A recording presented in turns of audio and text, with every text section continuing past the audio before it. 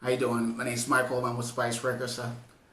God inspired me to just speak to you guys today, and um, I know for me in my life, God gave me a lot of things, and I was blessed. And I didn't.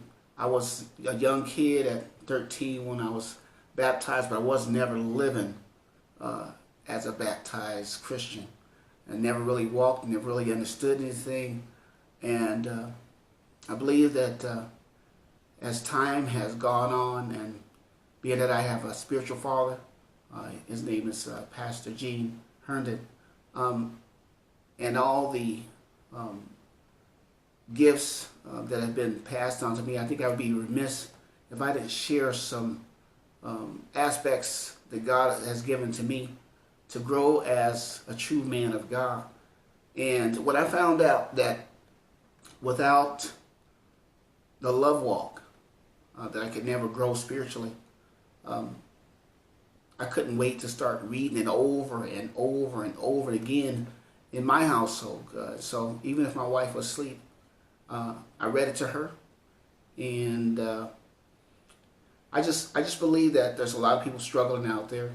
They're doing things that, like as I did, I thought I was still living like that athlete. The one who was playing football or running track or playing football, and although I was slipping, I slipped into darkness more and more and more and more. I My mind had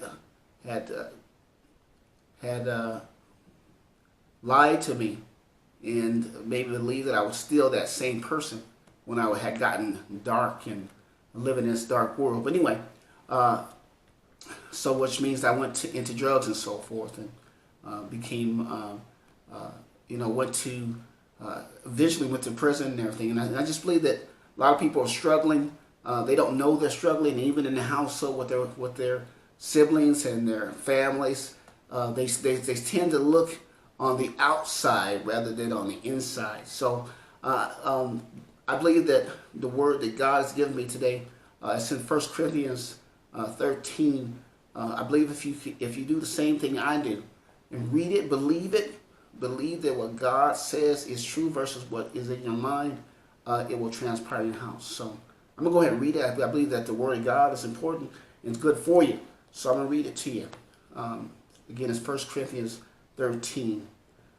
Though I speak with tongues of men and of angels and have not charity, I am become as a sounding brass or a tingling cymbal.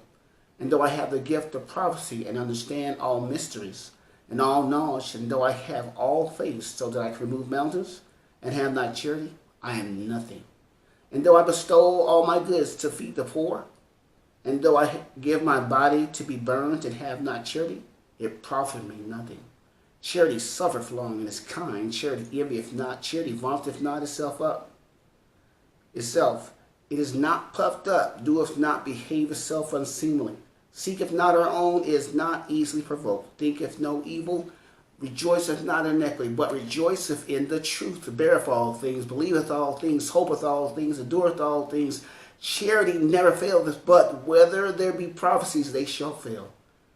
Whether there be tongues, they shall cease. Whether there be knowledge, it shall vanish away.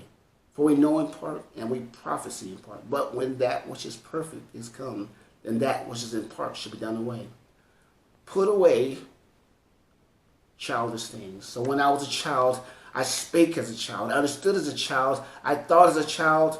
But when I became a man, I put away childish things. For now we see through a glass darkly, but then face to face. Now I know in part, but then shall I know, even also as I am known. And now by faith, hope, charity, these three, but the greatest of these is charity. In Jesus' name, amen.